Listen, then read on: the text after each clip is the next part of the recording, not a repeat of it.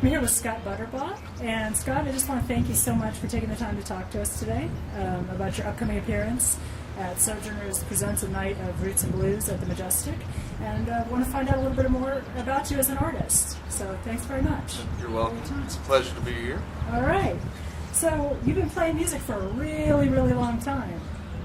About 18 years. Yeah. Well, no, longer than that. Since I was 12. So, Since you were 12 years old. So, geez, 22 years. 22 years, a long time. What's your earliest memory of music? When do you recall being interested in music, or when did that happen for you? I remember I was probably about 8 or 9, and I remember the music I was listening to at the time. Mm-hmm. I didn't really have access to the parents' record collection, so I had just some of the stuff I heard on the radio. There was just such a void. I was so frustrated with it that I didn't. As a kid, I was like, I just don't like music, or I just need to find something. Uh-huh. And nobody was telling me anything, and I wasn't learning anything.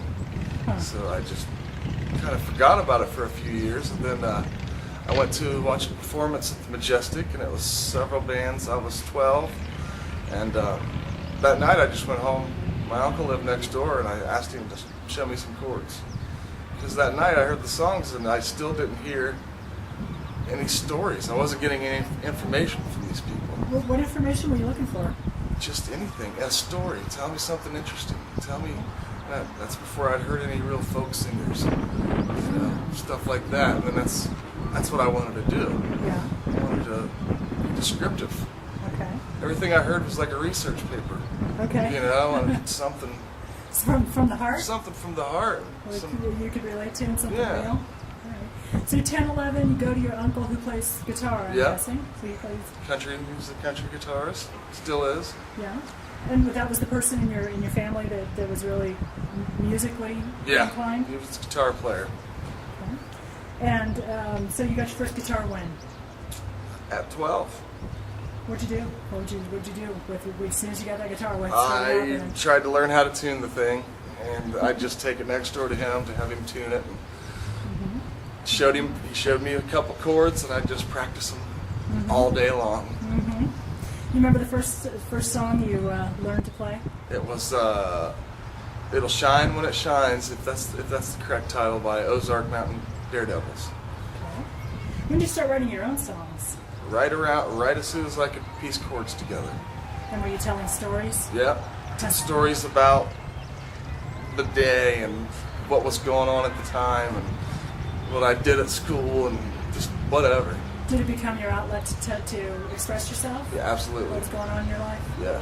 So you can look back basically in a chronicle of the songs you've written over the years. If you keep a journal of all those, do you have the early ones? I have some, but I recently, it's been about a month ago, I was with somebody and we were playing some songs, and for some reason I just thought about these songs, and I started playing songs that I'd written when I was like 13.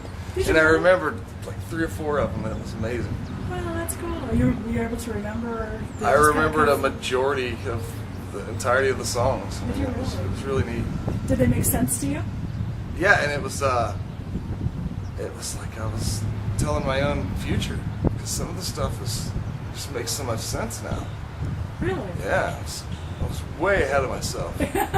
Really? The music was really simple music, but the words were just way ahead of my future, and things that kind of came into place. I was predicting something. Oh, that is really cool. Do you have any idea like how many songs you've written? Like kind of a vast... Hundreds. Yeah. Just hundreds. Some of them are lengthy, some of them are short, some of them are good, some of them are bad. But Yeah. you can't just decide what to write and what not to write. You just write. Like, do you have to? Yeah, Do you have absolutely. You have to create that. Have to. Who have been your musical influences? Well, a lot of the old folk singers, a lot of the, of course, the Woody Guthrie's and the Bob Dylans, and then, as far as guitar work, I've big Jay Mascis from Dinosaur Jr. fan. I've always loved his sloppy, just beauty, just sloppy beauty, and of course Jerry Garcia with his little, I call them tinklings. Where he's always tinkling around, finding the notes. There's a lot of fantastic guitar players, but those two really stand out.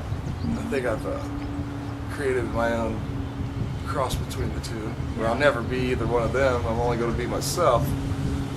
But I used a lot of their Yeah. tools. Yeah.